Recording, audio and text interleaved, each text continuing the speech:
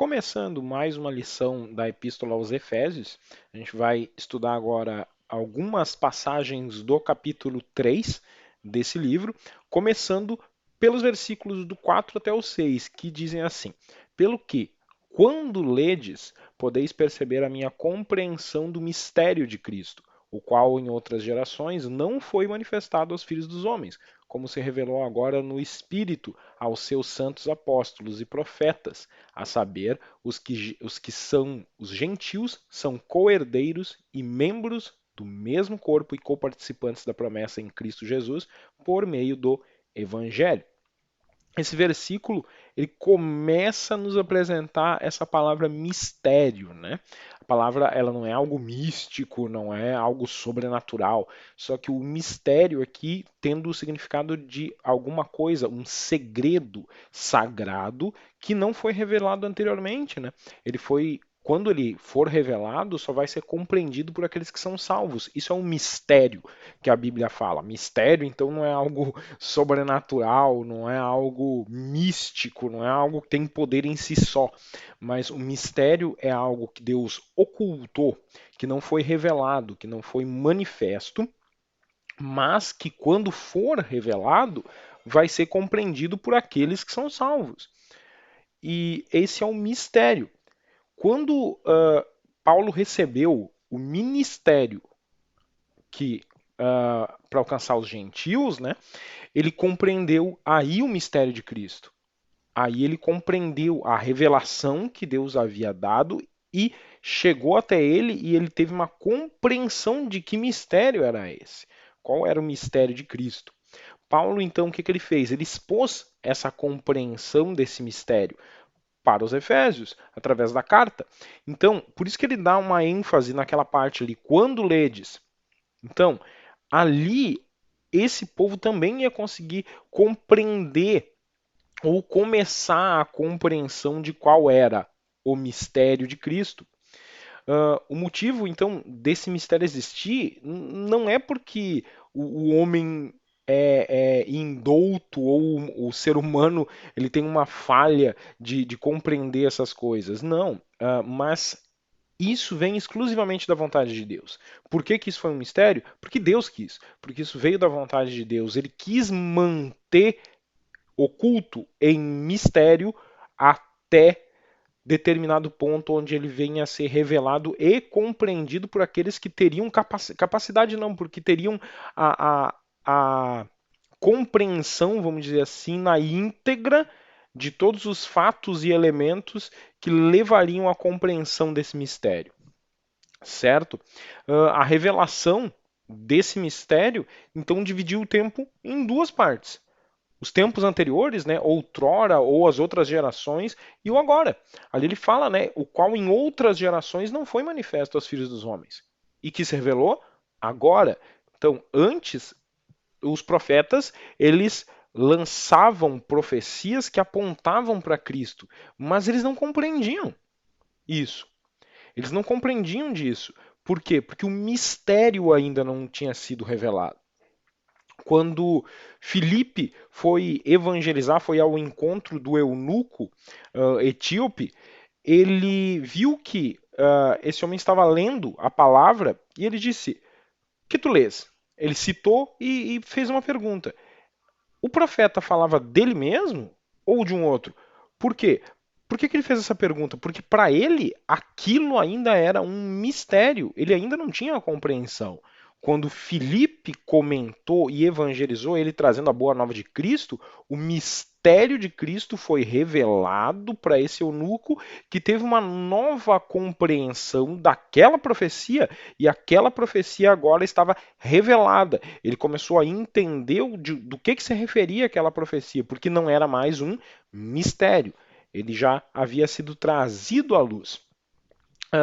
Enquanto, de um modo geral, né, esse mistério estava oculto aos filhos do homem antes de Cristo, a gente também tem que lembrar que no agora ainda tem gente que não conhece esse mistério.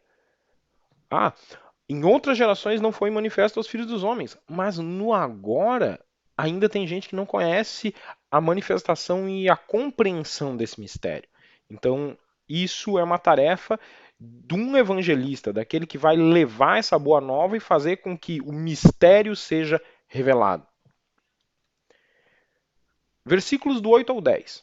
A mim, o mínimo de todos os santos, me foi dada esta graça de anunciar aos gentios as riquezas inescrutáveis de Cristo e demonstrar a todos qual seja a dispensação do mistério, que desde os séculos esteve oculto em Deus, que tudo criou para que agora seja manifestada por meio da igreja aos principados e potestades nas regiões celestiais. Mais uma vez ele fala do mistério que desde os séculos esteve oculto em Deus. Aqui ele já abre um pouquinho mais aquele leque, porque ele diz que esse mistério estava oculto aonde? Em Deus. Deus guardava essa revelação até o momento certo. E aquele momento certo foi anunciada aos homens. Em diversos outros lugares, né, a gente encontra Paulo falando dele mesmo nesse aspecto, por esse prisma de uma autorrenúncia, né, o mínimo de todos os santos, o menor dos apóstolos. Ele fala em 1 Timóteo 1,15 que é o primeiro dos pecadores, então ele tem a consciência de que, sim, ele era um perseguidor daqueles que andavam com Cristo, teve o seu encontro com Cristo, mudou a sua vida e ali a transformação de vida foi o marco da vida dele. Quando ele teve esse encontro com Cristo, ele teve uma transformação de vida. E isso ele sempre lembra que essa transformação não foi para ele se engrandecer, mas justamente foi para ele ter um coração de servo. Por isso que ele cita não por autopiedade, não por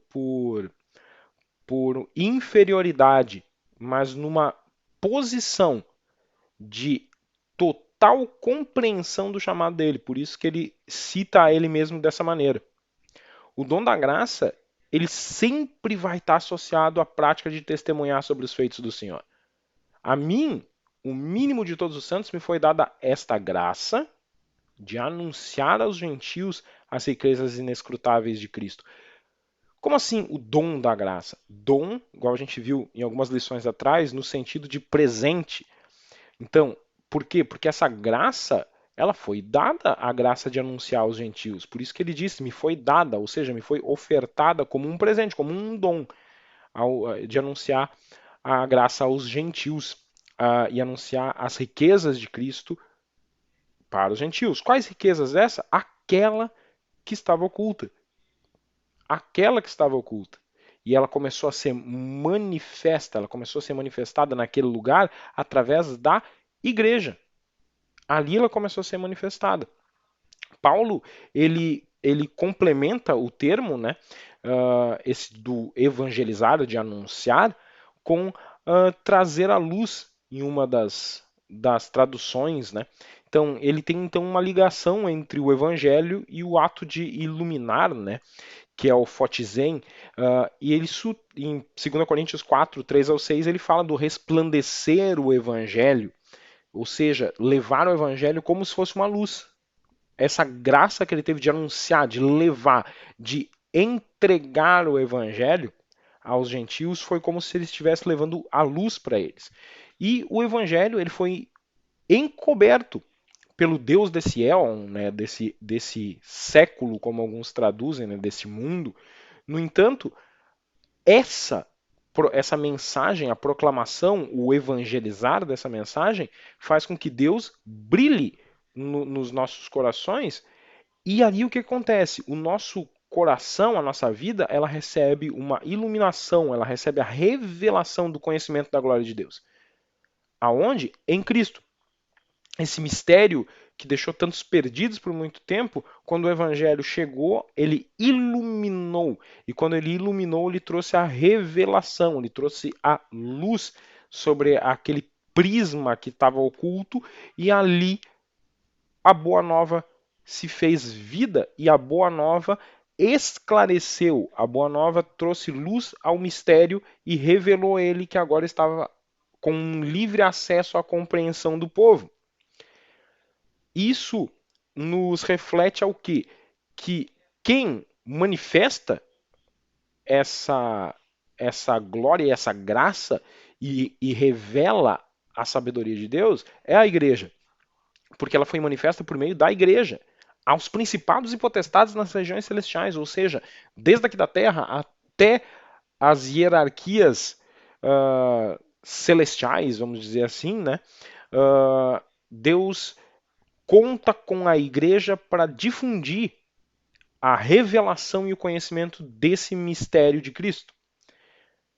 Prosseguindo um pouco mais, nós vemos que Cristo habite pela fé nos vossos corações, a fim de que, estando arraigados e fundados em amor, possais compreender com todos os santos qual seja a largura, o comprimento, a altura e a profundidade, e conhecer o amor de Cristo, que excede todo o entendimento, para que sejais cheios até a inteira plenitude de Deus.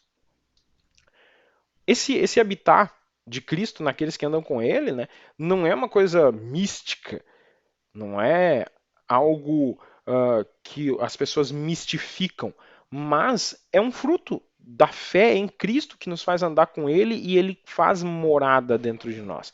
E esse fazer morada dentro de nós, essa intimidade que ele tem, não tira o senhorio de Cristo. Ele ainda é Senhor sobre as nossas vidas, apesar de ele se humilhar aqui na terra como homem, apesar dele ter sofrido aqui na terra e apesar dele dizer que mora dentro de nós, que habita em nós, nos nossos corações, ele ainda é Senhor. Ele ainda tem autoridade de Senhor. Isso nós temos que sempre levar em conta. E esses conceitos de enraizar e alicerçar, eles nos remetem a uma metáfora de crescimento e da construção. Efésios 2:20, ele fala disso, né? Então, nós temos que saber disso. Ele nos remete à construção, algo que estamos construindo. O compreender, né, que ele falou aqui, para que nós possamos compreender com todos os santos, ele não é um esforço racional, não é aquele esforço racional unilateral. A expressão compreender, né, do grego, ele representa uma intensificação de uma outra raiz, da raiz acolher. Lambanem, né, em grego, é acolher.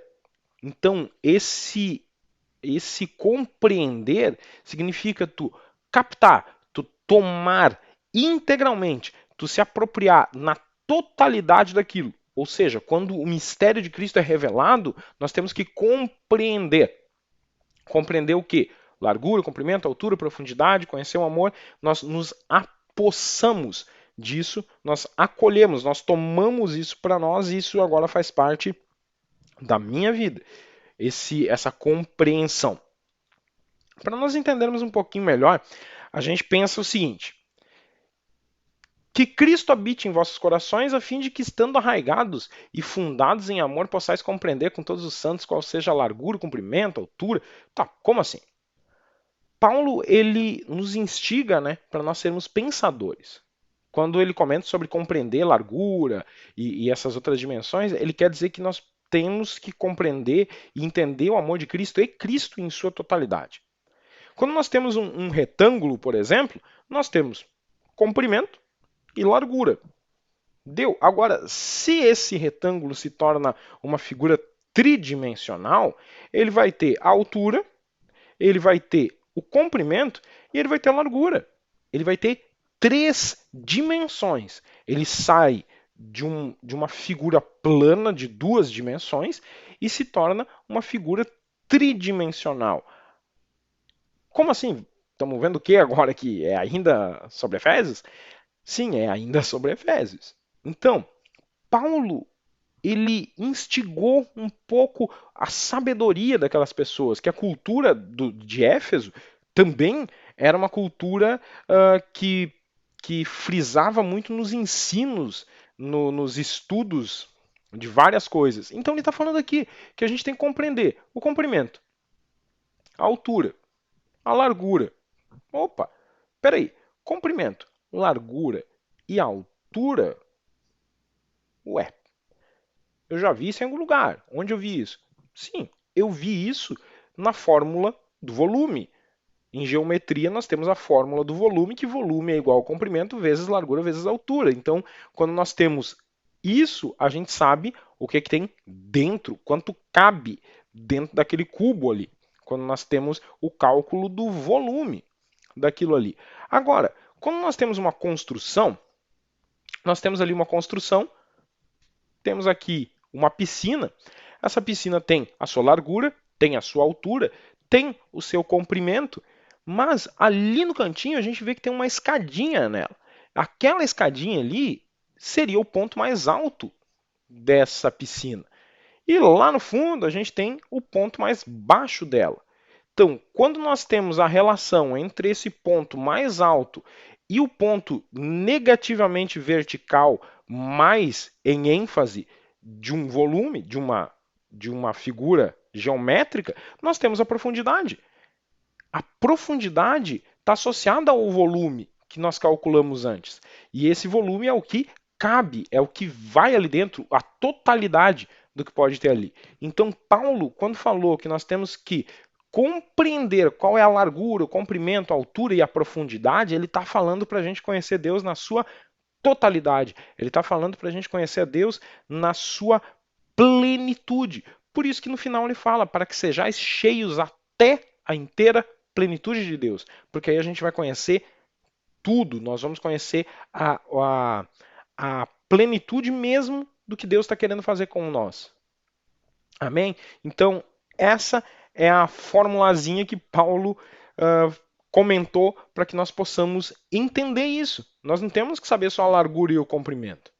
Nós temos que saber tudo, o quanto Deus nos ama. É como esse cálculo do volume nós podemos fazer com diversas figuras, né? Quando nós temos um copo, nós calculamos o volume dele para saber quanto cabe ali dentro. Então, nós, quando sabemos essas dimensões, vamos dizer assim, nós estamos compreendendo o quanto Deus me ama. E quando eu começo a compreender, a gente descobre que o amor de Cristo excede todo o entendimento. Porque esse cálculo, mesmo se eu botar valores, ele vai chegar num limite, mas o amor de Cristo excede todo o entendimento. E quando a gente sabe que o volume, vamos dizer assim, do amor de Cristo por nós é acima de qualquer entendimento, aí nós vamos ser cheios da inteira plenitude de Deus. Isso que Paulo se referiu nesses versículos.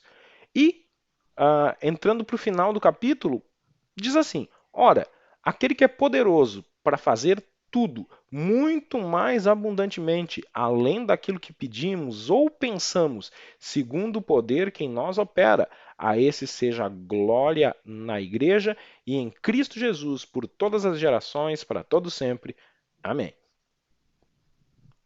Ué, mas parece que ele está acabando, né, a carta aí. Na verdade, a gente está encontrando aqui uma doxologia que está marcando o final da carta, não, o final da primeira parte da carta. Como a gente comentou lá na primeira lição, essa carta ela pode ser dividida em dois segmentos. Então, essa doxologia, ela está marcando o final da primeira parte. Então, a gente ouve falar muito em doxologia. O que, que é isso? A doxologia ela é uma fórmula litúrgica, né, dirigida a Deus, e geralmente ela é ritmada. É uma expressão poética, é uma música de louvor a Deus. Ela vem de dois termos gregos, né? Doxa, que é glória, e logia, que é palavra, então palavra de glória, ou palavras de glória. E o significado, o contexto, né, desse significado, ele vem de usar palavras para dar louvor ao Senhor. Poesia, uma oração, um hino, alguma coisa que remeta a isso é uma doxologia. A Bíblia está cheia de doxologia. O Antigo Testamento tem muitas, por sinal, né? Então, por exemplo, nós pegamos aqui, porque dele, por ele, para ele são todas as coisas. Glória, pois, a ele eternamente. Amém. Isso não é uma música conhecida dentro da igreja, apesar da gente cantar ela. Mas isso é Romanos 11:36, é uma doxologia que nós encontramos na Bíblia. Então, essa é uma forma de doxologia. A esse Deus, a doxa, no versículo 21, né? A esse Deus, a glória. Se nós traduzirmos, né, uma forma mais estendida, a ele pertence a glória. ou a ele seja dada a glória. Deus é honrado na igreja e em Cristo. Porque nós vemos o agir dele e nós louvamos, nós adoramos a ele através disso. E no encerramento a gente encontra amém. A gente encontra amém. Amém. Amém, a gente fala pra caramba, a gente usa muito essa expressão, né? Nós falamos muito do amém. O amém ele tem um significado um tanto quanto amplo para nós estudarmos. Porque o amém, ele é um termo que ele é encontrado pela primeira vez na Bíblia hebraica, depois nos escritos do Novo Testamento, né? Só que a palavra ela não tem uma tradução direta, porque ela é um acrograma, ela não é uma palavra. Ela é uma palavra, só que ela é um acrograma, formado por Aleph, Mem e Nun, por 3 letras em hebraico. Um acrograma é uma palavra que é resultado de uma frase ou de uma série de palavras que forma uma espécie de uma sigla. Por exemplo, nós temos NASA. NASA é uma palavra? Não, NASA é um acrograma. De quê? National Aeronautics and Space Administration. NASA. Em vez de escrever tudo isso aí, eles escrevem NASA. Para não escrever toda essa palavra, essa frase, esses termos, eles ocupam NASA, um acrograma. Agora, antigamente, essa palavra, que é o amém, ou amen, que alguns falam, né? Ela não tem uma tradução, embora nós digamos que é assim seja, ou sim, né? Mas na verdade ela é um acrograma, ela é formada por 3 palavras. São 3 palavras que formam essa outra palavra que é o amém. Como assim?